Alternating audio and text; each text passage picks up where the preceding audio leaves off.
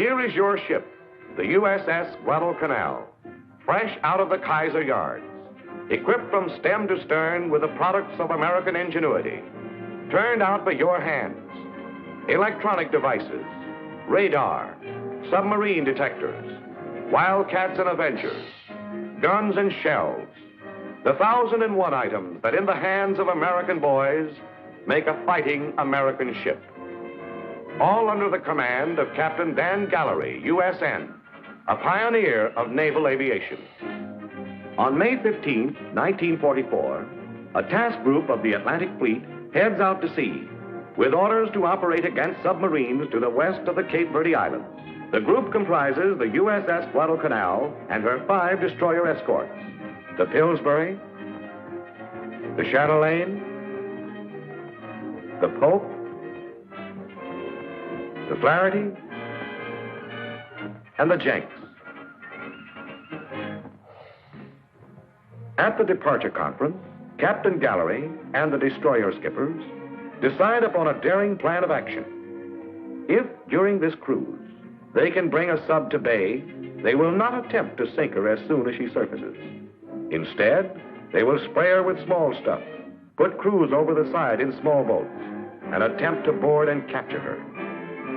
Daring, did we say? Fantastic is the word for boarding a wounded U-boat on the high seas. But the prize would be priceless. Naval intelligence could use a completely equipped enemy vessel. So during the voyage, prize crews were trained and rehearsed for this bold hope. Here's the hand-picked boarding party of the Guadalcanal. Let's meet some of them.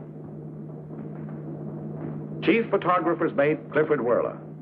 His job will be to get inside the sub, take pictures of all installations in case she cannot be kept afloat. Chief Pharmacist Raymond Jackson, Fredericksburg, Virginia. He served 10 years in the Navy. Lieutenant J.G. Milo Keck, a veteran sea dog with 25 years naval experience. Ensign Fred Middaugh, an electrician's mate first class William Stein. Stein, a crack electrician, will assist Ensign Middaugh in the job of checking the batteries and all operating motors of the enemy vessel. Ensign James Griffin and machinist mate second class Walter Waller. Ensign Griffin will check the sub's diesel engines. Waller is to be engineer of the party's whaleboat. In command of the boarding and salvage party is Commander Earl Trocino, engineering officer of the Guadalcanal. Over on the USS Pillsbury, a similar party is being trained by Lieutenant Albert David.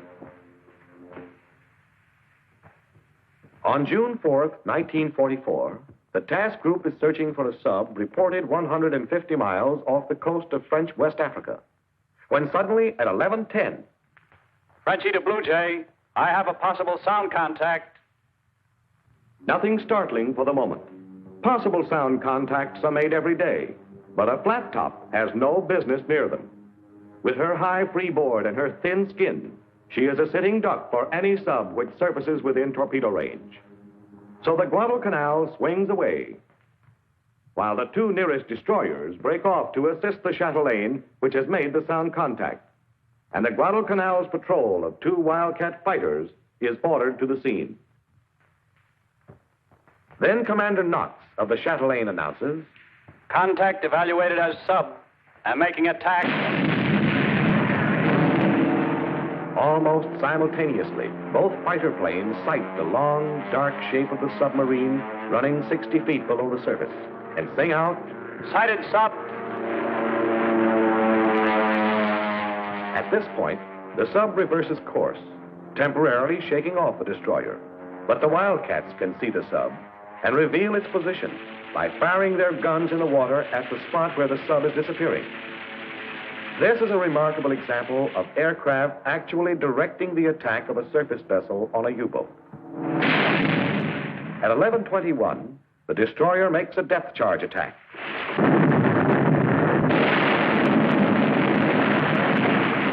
All ships are at battle stations, and all eyes are glued on the Chatelaine. The guns of the task group are loaded with anti-personnel rather than armor-piercing ammunition. At 11:22½, the wounded U-boat surfaces right in the middle of the task group. Commence firing. The planes open up first.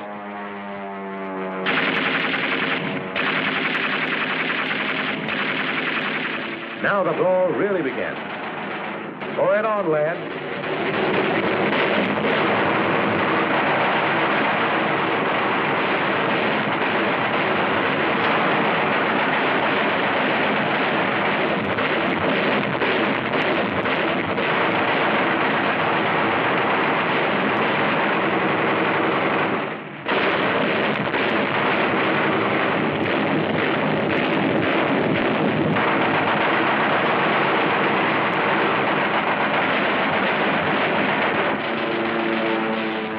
Firing away all boarding parties.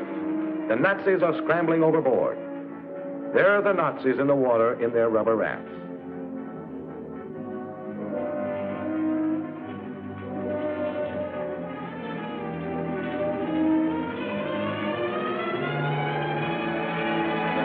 But there may be more on board, ready for business.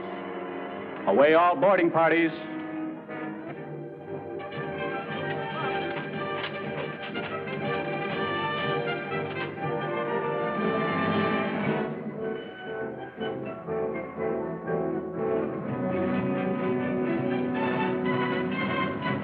The sub's rudder is jammed, and she is running in a tight circle to the right. But the planes are all set to open up if she makes a false move. This is it. For the first time since 1815, the United States Navy boards a foreign enemy man of war on the high seas.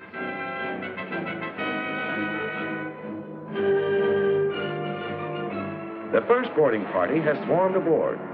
Only one dead Nazi on deck. There may be live ones below.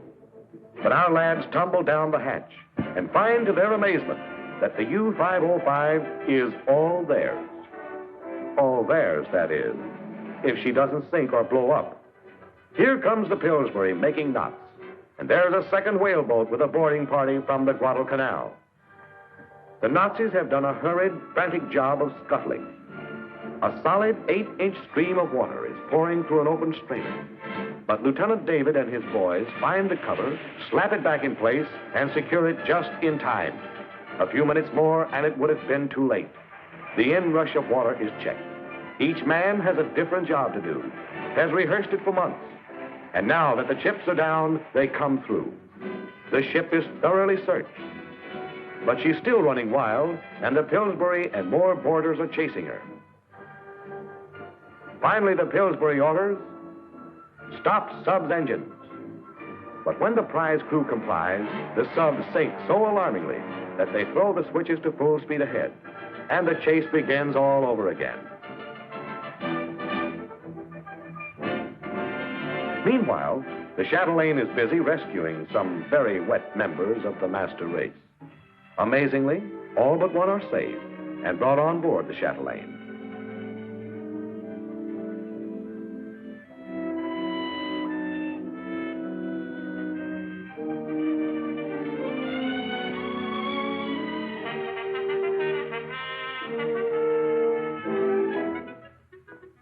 Dry clothing and cigarettes are passed around. The tradition of the sea is honorably and punctiliously respected. These men are the cream of the German Navy. They just can't believe that their ship has been captured, and by members of a decadent democracy. At last, the Pillsbury comes alongside and passes a line to the boarding party. A neat bit of seamanship. But watch out. That sub is still as dangerous as a wounded shark. She swings into the Pillsbury, and her bow flippers rip a long underwater gash in the DE's thin plates, flooding two main compartments clear up to the waterline.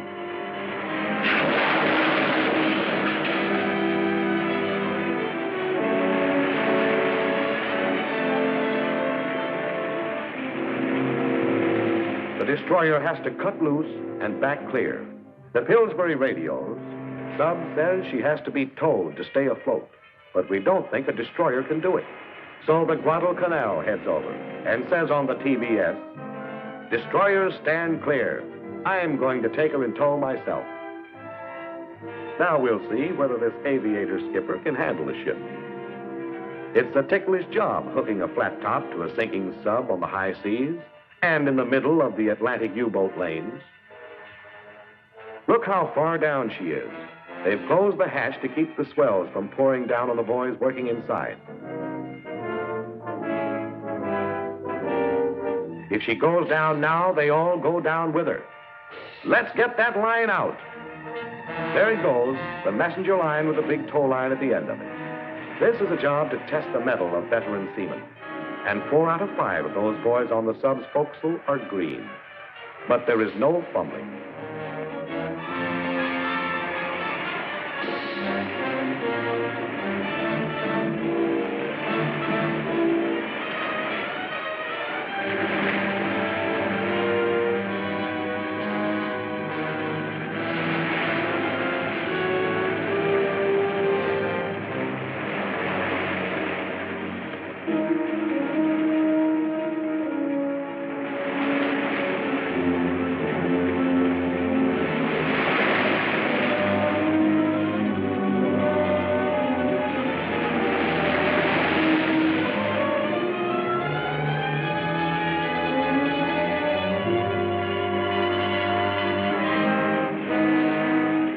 Line is made fast, and the anxious skipper heaves a sigh of relief as the sub makes way and rises in the water. She is safe again, for the time being, and under a new flag.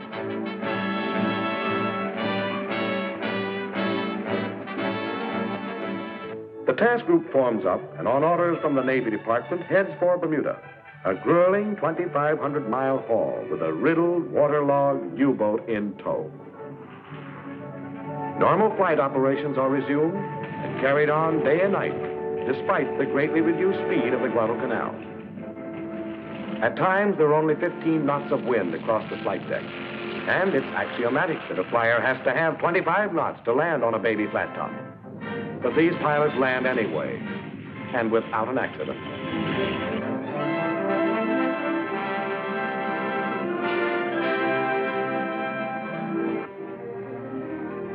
The prisoners are transferred from the overcrowded destroyer to the carrier. The one in the stretcher is Oberleutnant Herr Lang, captain of the U-505. The first man out of the conning tower. He was instantly blown overboard by a shell.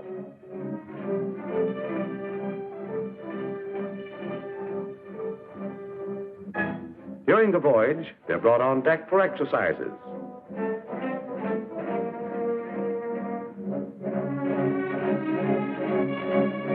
And a thorough salt shower.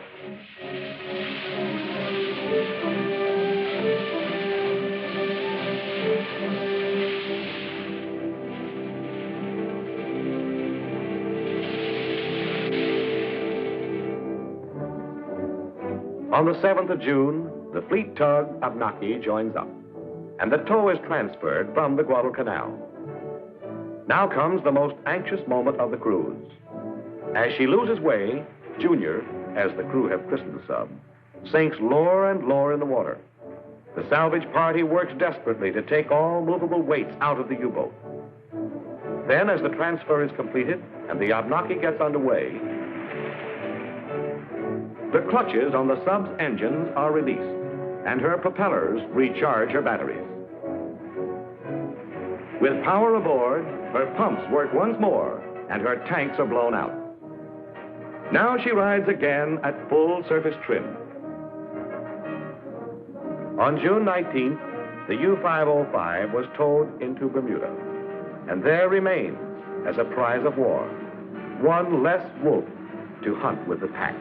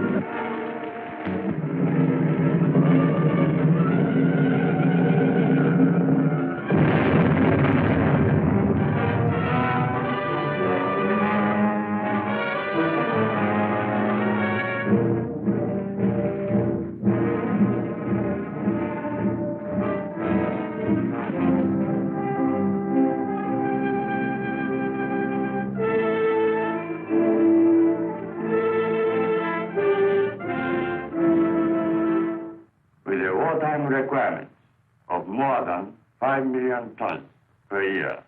It is apparent that the steel industry is directly dependent on the availability of merchant shipping. Thus, the state of health of steel production could be said to be directly dependent on the operation of United States submarines.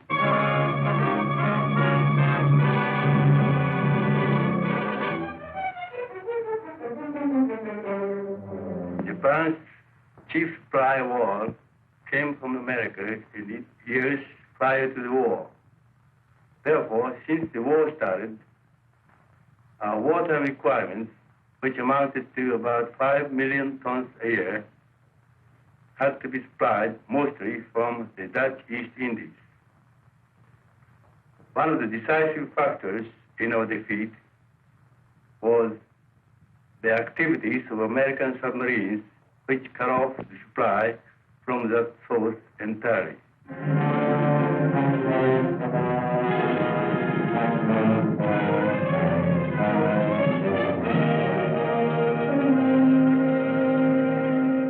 Our records show that about 36% of the major vessels, larger than destroyers, were lost to the United States submarine.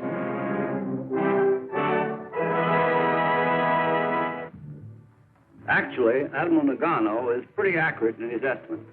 The latest reports, and we've checked and double-checked them, show that 1 battleship, 9 carriers, and 15 cruisers of the Imperial Japanese Navy were sunk by Allied submarines. He might have added, though, that 42 destroyers and 28 submarines were sunk in the same way. Not a bad few years' work. By the way, I noticed the Admiral didn't give any figures on their merchant marine. Well, that's understandable. It must be quite a painful subject to him. There just isn't any more Japanese merchant marine. Our submarines accounted for 63% of that important branch. Mr. Nomura probably could have told you that 104 of his vitally needed tankers were victims of submarines. Their merchant marine was destroyed on the high seas, in the ports of the Japanese Empire, and even in the shallow waters off the China coast, where the submarines had to operate as PT boats since there was insufficient water for diving. Admiral, do you think in these articles we're writing, we could explain why, during the war, there was so little publicity given our subs and the shellacking they were handing the Japs? I wish you would. It was just something that couldn't be helped. At the beginning of the war, some civilians visited the front and then broke into print and they got back about how American submarines didn't fear Japanese destroyers. They boasted that the nip depth charges weren't big enough to hurt us and weren't set deep enough to reach us. You can imagine how joyfully the Japs received that news. They radically changed their tactics, and we lost, I should say, about 10 submarines with all on board before we could improve our construction sufficiently to slow the Japs down. Is that when you became the silent service? Right then and there.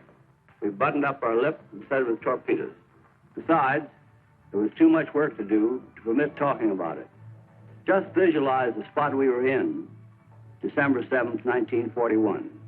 There wasn't time to be bitter. It was up to us, the small ships. The big ones were out of the picture. Yesterday, December 7th, 1941, a date which will live in infamy. The United States of America was suddenly and deliberately attacked by naval and air forces of the Empire of Japan. Yes, it was up to the submarines. At that time, we had exactly 51 submarines in the Pacific, and that included 12 of the old S-class. Small and slow, but they gave a good account of themselves. On December 15th, 8 days after Pearl Harbor, American subs drew their first blood. The Swordfish was cruising off Hainan Island in the South China Sea. On the radio, they could hear the voice of a Japanese woman speaking faultless English. Later, she would become famous as Tokyo Rose. We know very well that American submarines have headed west from Pearl Harbor. If American submariners are wise, you will turn back. Certain death awaits you over here. And now I'll play for you unfortunate Americans a popular recording.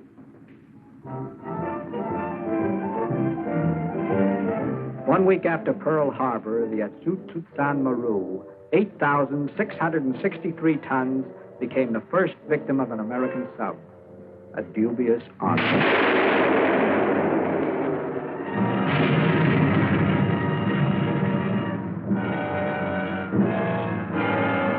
It wasn't long before she had plenty of company at the bottom of the ocean.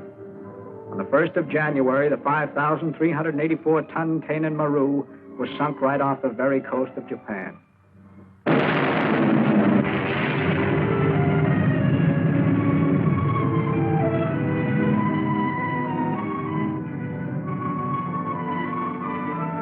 But those early days were tough. Just look at the vast amount of territory the Japs overran in no time at all. Naturally, they wanted to consolidate. Keep all that loot from the conquered territories pouring into Japan. Fuel, oil, rubber, coal, iron, rice. It was our job to see that most of that loot didn't get there. And for 18 months, our subs were the only ships that penetrated enemy-controlled sea lanes. It was rugged, but it paid off. Let the Japs tell you about it. American submarines in 1942 sank 134 Japanese merchant ships, totaling 580,000 or 390 tons and 140,000 tons of men of war. And that was only beginning.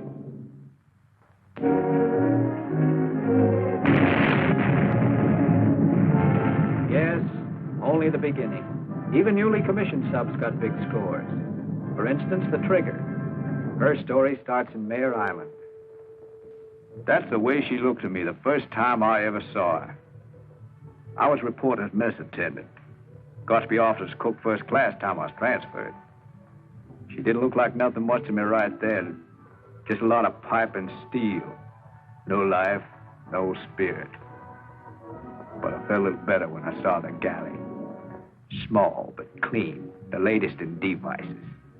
A man sure could get a mess of cooking done in there.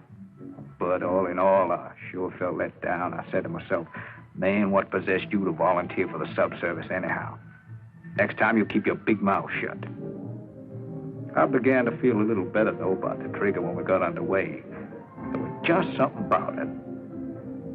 Well, by the time we reached Pearl, the Trigger and me was friends. She sure won me over.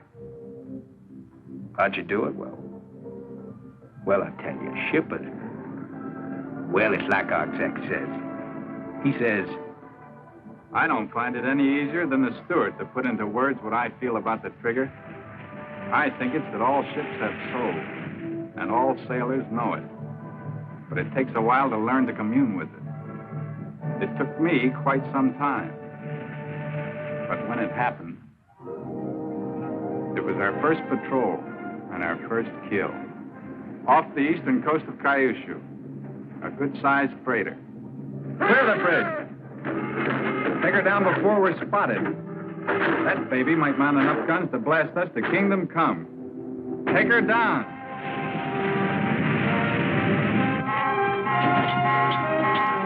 That's secured, sir.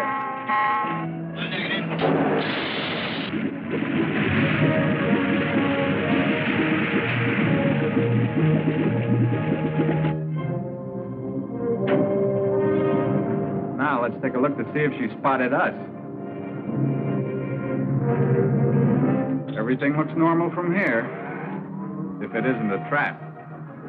She might be a Q ship carrying depth charges and sound gear.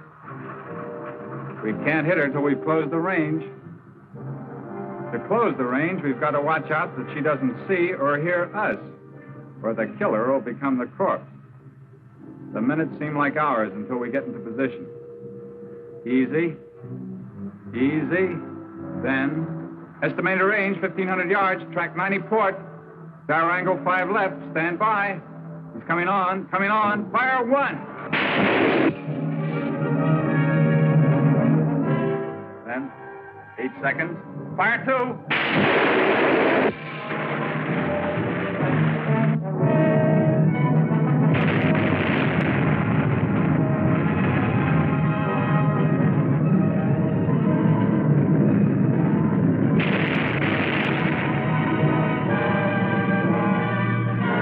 Trigger had come of age, but she was soon to face her first ordeal.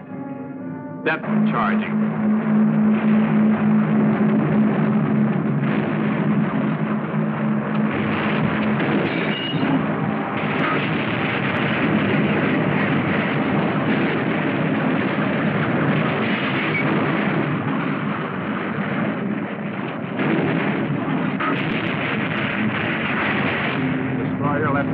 Confident he had sunk us. For several nights later, we heard Tokyo Rose on our radio. I regret to inform all American submarines that one of their number has recently fallen victim to a destroyer of the Imperial Japanese Navy.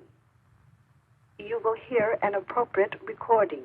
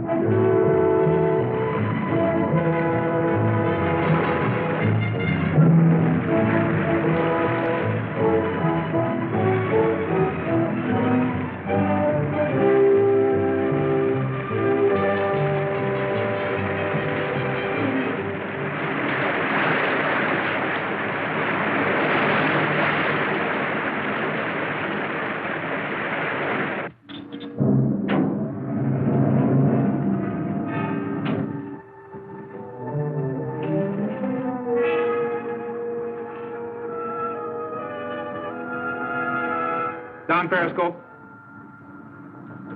Up periscope.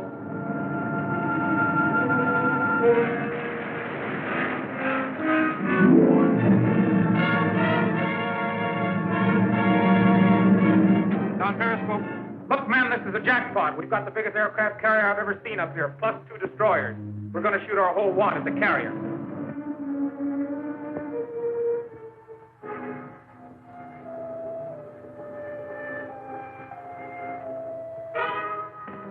Up periscope.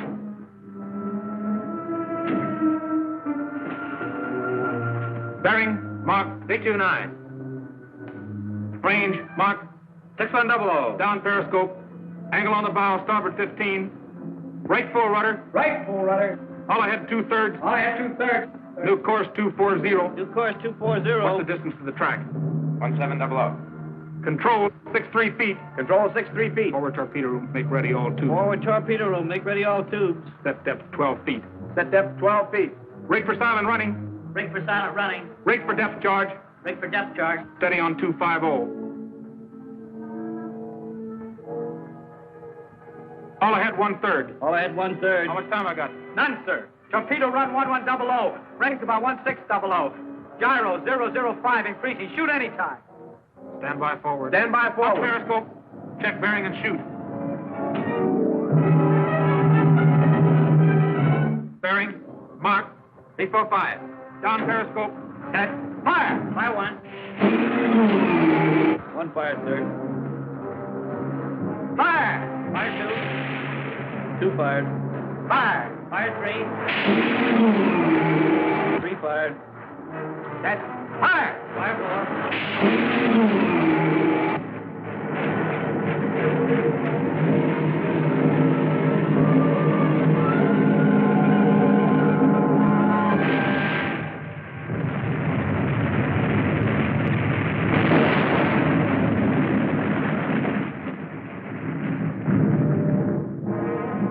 The trigger, of course, was subjected to another terrific depth charge. There were moments when no one on board thought she'd come through, but she stood up and eventually got away.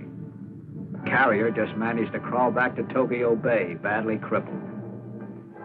The trigger was lost in March 45 off the Ryukyus. The At that time, she was one of the highest-ranking subs in tonnage and total number of ships sunk. The trigger will never be forgotten, nor will the work of all our other submarines. In 1943, 284 Japanese ships, totaling 1,341,968 tons, plus about 100,000 tons of warships were sunk by American submarines. Naturally, they got some of our subs, too, but our losses weren't excessive when you consider what was accomplished. In fact, they were quite small compared to the losses of the Jap and German submarine services. But we felt deeply each individual loss. For instance, take the case of the Sculpin. On 19 November 1943, we sighted a fast convoy and made an attack.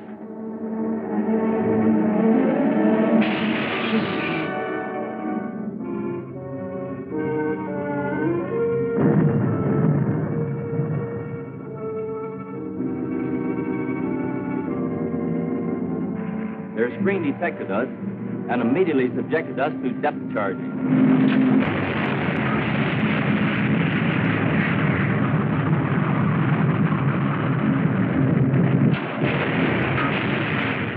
Things were getting tough when we heard a rain squall. We headed forward and shook the Japs. At least we thought we did. But the moment we regained periscope depth, we found that Jap destroyer sitting right in our lap. We tried to duck, but he had heard us as well as seen us.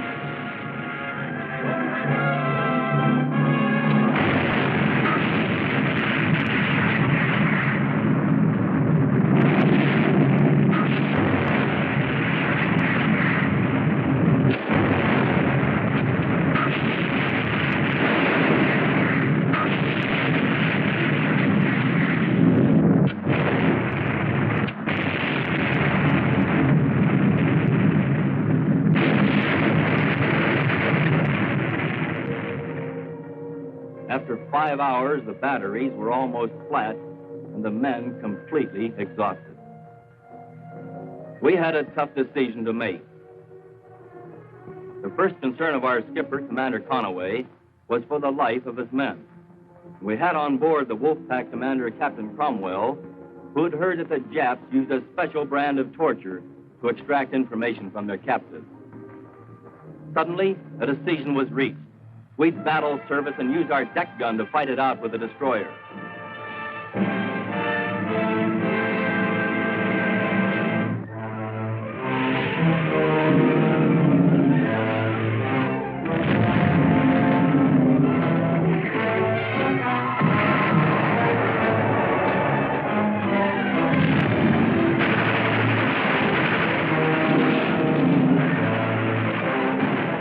Commander Conaway and the next two in command, Lieutenant Allen and Lieutenant DeFries, were killed almost instantly.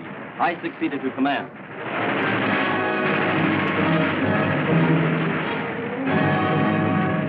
The situation was hopeless. I gave the order to scuttle ship.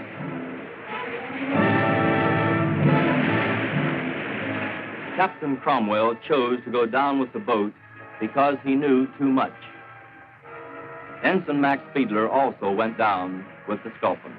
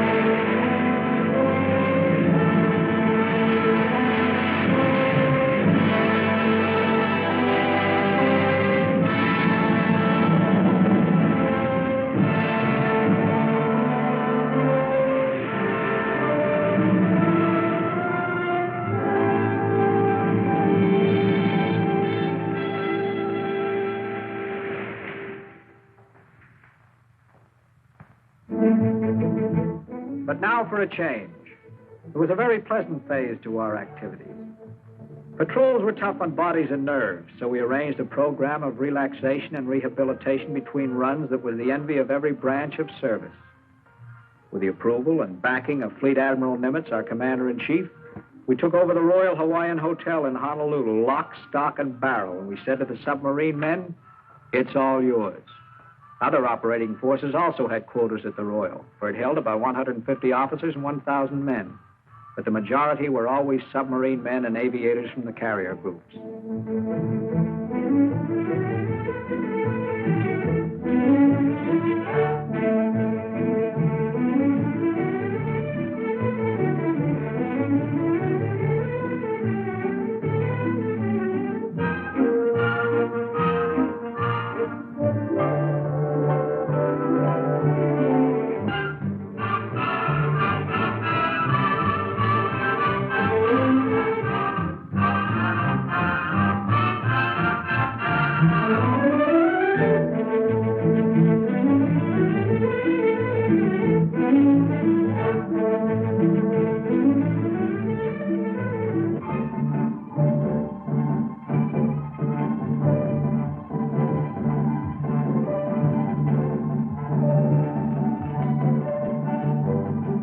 I guess the Royal Hawaiian was one of the reasons there was a waiting list for sub-duty. It almost seems like the more rest and fun our men had, the more damage they did to the Jap fleet. And that's understandable, too, for they went to sea mentally and physically fit and trained to meet any type of combat. Just take the figures for 44. In 1944, 429 merchant ships, totaling 2,387,708 tons, were destroyed by your sub. In addition, about 500,000 tons of warships were sunk. And these figures for merchant ships include only ships of 1,000 tons or larger. The smaller ships sunk by your subs, chiefly by gunfire, were too numerous to count.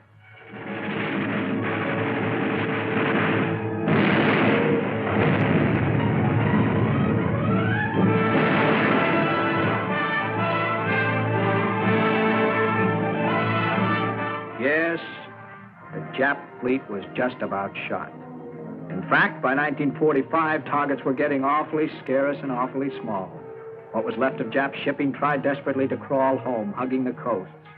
But our subs went right after them, right into the dangerous shallow water, right along the China coast and into the mine-filled Yellow Sea. We gave them no rest. This was about the time of the big carrier strikes and the B-29 raids in the homeland, which brings up another interesting phase of submarine work, lifeguard duty.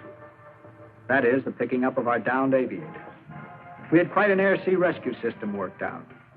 It didn't get much publicity because we didn't want the Japs to know about it. I'm an electrician's mate, second class. Of course, that means I don't get to see much topside action, so the other day I says to the chief, I says, "Hey, Chief, how about me getting on the gun crew?" He thought I was kind of crazy wanting to be topside with the others, but he finally gave in, and here I am.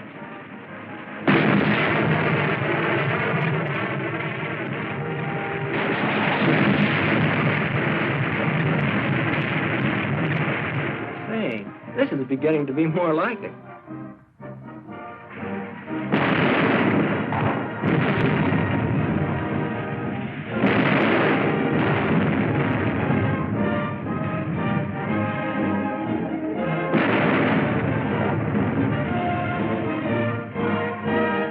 That's one load of fish that won't end up in Jap bellies. How about this? Prisoners. Welcome aboard, boys. You'll find conditions a little cramped, but we'll treat you right, feed you well, even though you don't deserve it. I'd always heard that Japs would rather die than be taken prisoner, but these guys don't seem to object to our rescue efforts. Wait a minute. We've got something. Our B-29 is in trouble. We've got him on radar, but the lookouts haven't spotted him yet. Say, this lifeguard stuff is new to me, but it has its exciting moments.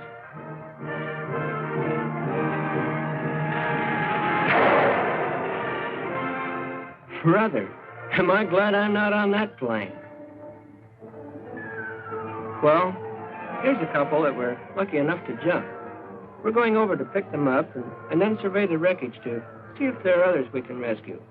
Maybe we'll find some still alive. This job of dragging tired and half-drowned pilots aboard a sub looks easy, but it takes careful handling and a certain amount of risk on the part of our own boys. Climbing up the side of a slippery outer hull and superstructure in a choppy sea isn't easy, even for one of our own men. So it gets a bit complicated when these zoomies drop in on us. Say, these guys look like they're badly shot up. Doc is up here now, and first aid is being given to those who need it right away. There isn't time for treating for shock and exposure on deck because we're in enemy waters and subject to attack at any moment, so the skipper says to get them below as soon as possible. Here we are now, down in the chief's quarters. Doc has made this compartment into a first-class operating room. Looks like we're going to have more company in a few minutes.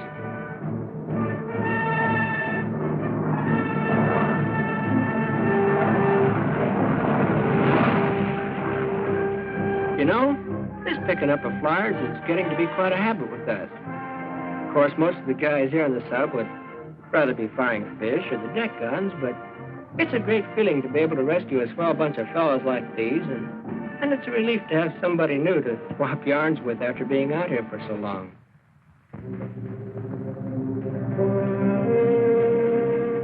Sometimes the kid you and I used to know back home isn't so lucky. We're doing all we can. No sign yet, but we're not giving up.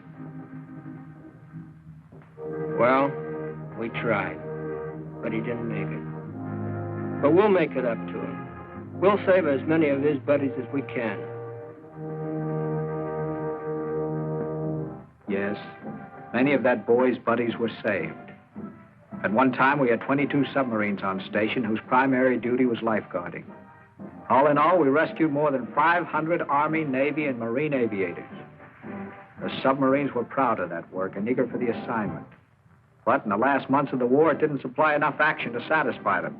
So, as you'll see, they figured out some special assignments for themselves. And very interesting, too. During the summer of '45, the Tarante was in the same fix as all the other subs.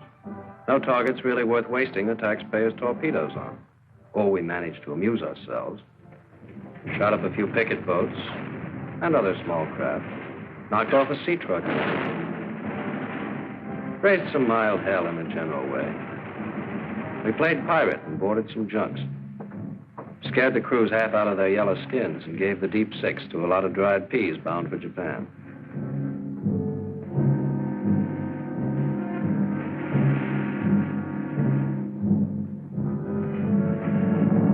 We took a few prisoners.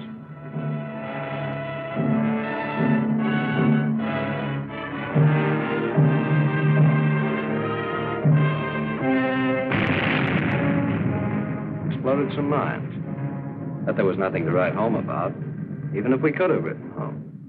Then one morning, we sighted a ship in the distance. It looked like it was tied to a dock alongside a colliery.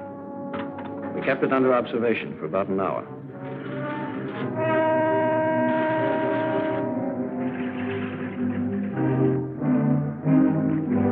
Looked like a 2,000 or 3,000 ton freighter taking on coal by conveyor.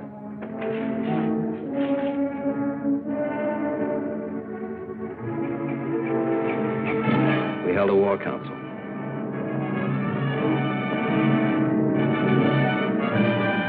It'd be risky, entering a harbor full of rocks and shoals.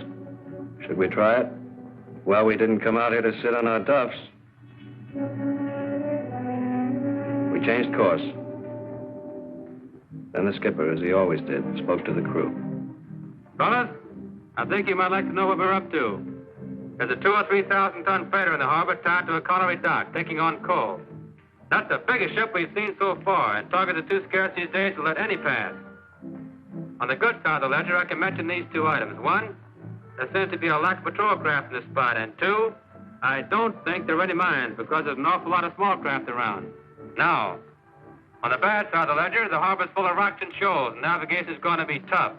We'll make a submerged attack, but then we'll have to service and highball it out. If we're caught in here submerged, it'll be just too bad. However, we have the best navigator in the business. So what are we waiting for? Let's go. Battle stage is submerged. We got into position. Went through the preliminaries. Let me tell you, right here and now, when the real thing comes up, it's like nothing you ever went through in your life. When that scope goes up in this harbor, you're playing for keeps. Your blood pressure tells you that.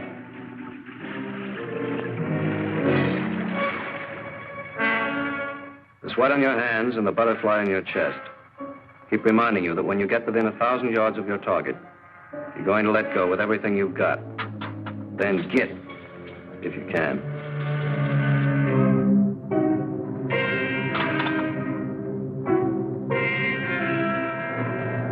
The exec's look confirms it.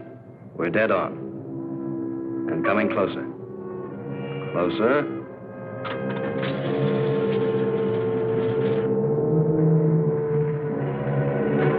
Dozens of small craft crisscrossing overhead. If one of them sights our scope while the skipper's taking cuts to keep us off the rocks, you can make like the song and kiss the boys goodbye. Now, coming on 1,000 yards. 20 to go. 10. 5. Fire 1.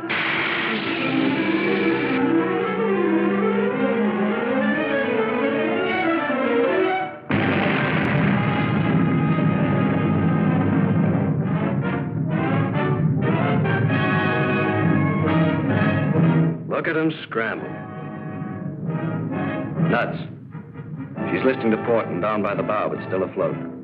Hey, wait a minute. They manned their deck gun there on the right. Looks like they think a plane got 'em. But we can't surface while that gun's still in business. All right, then, let her have another fish, just ahead of the stack. Polish off ship and gun crew both with one blow. Fire 2. Swing left again. Sonar reports fish ran true, but suddenly stopped. No explosion. Must have buried itself in a mud bank or a torpedo net. But there's not time to speculate. The Nip gun crew spotted our periscope. They're taking pot shots at us. Better slip them another fish, and quick. Steady on 280. Torpedo run, 750. Depth set, 2 feet. Gyro angle, 038. Fire 3.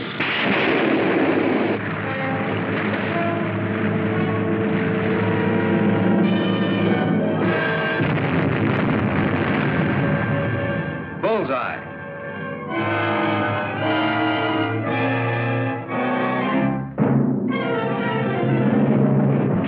And now, as Shakespeare said, let's not stand upon the order of our going, but let's go.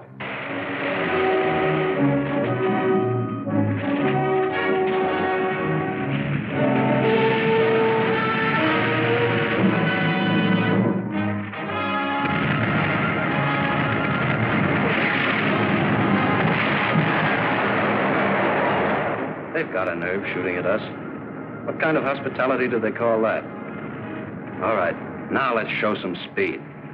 Wait a minute. We must have surfaced too fast. The bow plane should have folded up like a fighter plane's wings.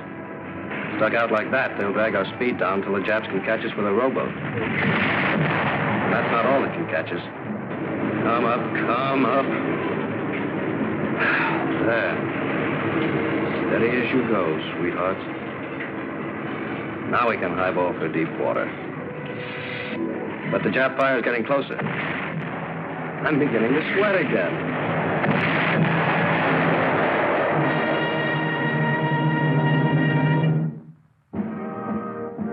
Well, here we are, getting the decoration. So I guess we made it all right. But believe me, it was close. That was months ago, but I've just about now stopped sweating. The Power and Light Company is going to seem awfully beautiful in a few weeks when they hand me that ruptured duck. But, brother, how I'm going to miss this boat. And the boys. Yes, we rewarded our men in the submarines. Try to honor them for the heroic things they had done. But nothing we can do, nothing we can say can properly express our gratitude to these men of the silent service. And of the men who did not come back, the men who went down with their ships, what can we say? How can we repay them? Shall we not echo their prayer? May God grant that there be no next war. But they know and we know that if there is, and whether it be fought with weapons we now know or with weapons at whose nature we can only guess, you will find submarines in the thick of the combat, fighting with skill, determination, and matchless daring, doing their utmost for all of us, and for our United States of America.